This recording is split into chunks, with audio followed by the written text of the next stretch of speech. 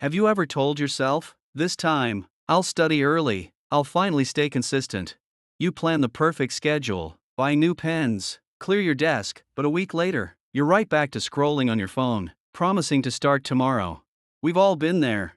You want to do well, but every time you sit down, something pulls you away, and when exams get close, panic replaces motivation. The problem isn't you. It's not laziness or lack of intelligence. It's that your brain isn't wired yet for studying as a habit. So in this video, let's fix that. We'll build good study habits for exams, habits that make studying automatic, like brushing your teeth or checking your phone. By the end, you'll know how to start without forcing yourself, how to stay consistent even when motivation disappears, and how to make studying genuinely enjoyable. I used to struggle with this too. I'd waste whole days, then study all night, exhausted. But once I learned how habits really work, everything changed. Studying became lighter, smoother, even peaceful. Let's begin. Step 1 of the trigger habit: teach your brain when to study. Every habit starts with a cue, something that tells your brain, now it's time. Most students rely on motivation, but motivation is like the weather, unpredictable. Habits are like climate, steady, reliable, automatic. So you need a trigger, a small action that signals study mode. It could be lighting a candle, wearing your study hoodie, or playing a specific playlist. At first it feels trivial, but repeat it for a week, and your brain connects the cue to studying. Soon, whenever that playlist starts, you'll feel like studying even on lazy days. I used to light a small desk lamp before every session. Eventually, that soft glow meant focus to me. I didn't have to push myself, the environment pulled me in. That's the first habit: build a consistent signal that tells your brain when it's time to start.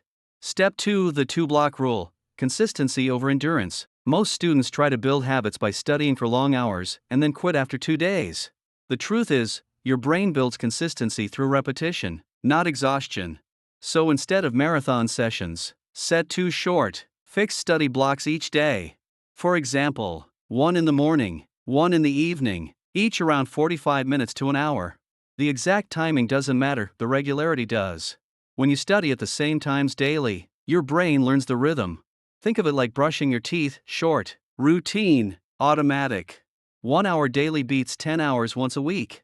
A friend of mine did this: same chair, same time, 8 to 9 p.m. He never crammed, never panicked, yet always topped the class. That's the quiet power of steady habits. And yes, you can start even smaller. 1 focused block a day is enough to begin. Step 3: the teach back method: study like a teacher. Reading is easy. Understanding is harder. Remembering is the hardest. So stop just reading, start explaining. After you finish a topic, close your notes and try to teach it out loud, as if explaining to a 10-year-old. That's the Feynman technique, named after Nobel Prize physicist Richard Feynman. When you teach, your brain moves from memorizing to organizing. You discover the holes in your understanding, and that's where real learning begins. I used to record myself explaining topics into voice notes. Later, listening back felt like hearing my own podcast. It made revision fun and surprisingly effective. So next time you study, end the session by teaching the topic in your own words. No fancy tools needed, just your voice and curiosity. Step 4: environment design: make focus effortless. Here's something no one tells you: you don't rise to the level of your motivation, you fall to the level of your environment. If your desk is cluttered, your phone's beside you, and your tabs are open, focus doesn't stand a chance. So make your environment do the work for you. Keep your desk clean, quiet, and simple: notes, pens, water, maybe 1 calming object. No phone, no extra noise. In Japanese culture, there's a principle called shitsuke: discipline through environment. Students are taught to design spaces that encourage focus. Instead of forcing willpower, they remove friction. When your environment whispers study, you won't need to shout at yourself to start. Try this tonight. Before studying, spend 2 minutes resetting your space. It's like stretching before a workout. You'll feel lighter, more intentional, and more in control.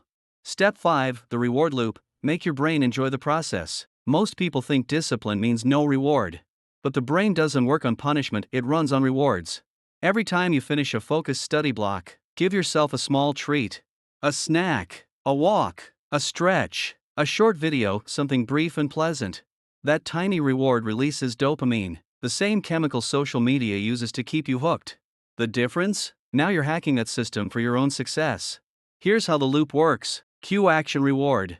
Do that often enough, and your brain starts craving the action that leads to the reward, studying. One of my students used colorful stickers on her calendar, one for each session. Her wall became a bright map of progress. By exam week, she didn't need motivation, she didn't want to break the streak. So don't see rewards as distractions. See them as anchors that make habits sustainable. Step 6. The review system. Lock knowledge into memory. Studying once gives you short-term memory. Reviewing strategically gives you long-term mastery. Research shows that within 24 hours, we forget around 70% of what we learn. So top students don't study harder, they review smarter. Use the 1-3-7 rule. Review your notes after 1 day, again after 3 days, then after 7 days. Each review can be short, 5 or 10 minutes. But every time you recall information, your brain strengthens those neural links. It's called spaced repetition, and it's the reason language learners, doctors, and toppers remember so much. I wrote mine in a small review notebook. After each chapter, I'd summarize it, then quickly revisit on day 1, 3, and 7. During exams, everything felt familiar, not forced. Make review a habit, not a last-minute panic. Pitfalls and mistakes to avoid. Let's pause for a second, because even good habits fail when we approach them wrong. Mistake 1. Starting too big. If you plan 10 habits at once, you'll drop them all. Start with 1 or 2, maybe your trigger in your first block. Small wins create momentum. Mistake 2. Confusing activity with productivity. Highlighting, color coding, rewriting, they feel productive but don't always build memory. Real learning happens when your brain struggles a little when it recalls, explains, or tests itself. Mistake 3. Depending on motivation. Motivation fades, systems last. Even on bad days, show up for your routine, that's what builds identity. Mistake 4. Guilt after missing a day. You'll miss days, everyone does. The key is not to restart from zero, just continue tomorrow. Direction matters more than perfection. Mistake 5. Comparing yourself to others. Everyone learns differently. Some study at dawn, some at night, some need music, others need silence. Find what works for you, and honor it. Summary and key takeaways. Let's quickly recap everything we covered today. Step 1. Build a trigger habit, a small signal that cues study time. Step 2. Follow the 2-block rule, short, consistent sessions over long marathons. Step 3. Use the teach-back method, explain what you learn. Step 4. Design your environment so focus feels easy. Step 5. Use small rewards to make studying enjoyable. Step 6. Review regularly using the 1-3-7 rule to lock information long-term. If you apply even one of these today, you'll already be ahead of 90% of students still waiting to feel motivated. Because success in studying doesn't come from intensity, it comes from identity. When you see yourself as someone who studies daily, it becomes effortless. Final motivation/outro. So here's your challenge. Tonight, pick one habit, maybe your study ritual or your review plan, and start it. Don't plan for perfection, just begin. Small, consistent actions create transformation. When exams arrive, you'll be calm while others panic because you didn't cram, you prepared. If this helped you, subscribe and make this channel your study partner.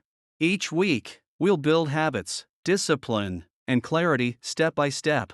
Remember, consistency beats motivation. Progress beats perfection. And one tiny habit done today can change your entire tomorrow.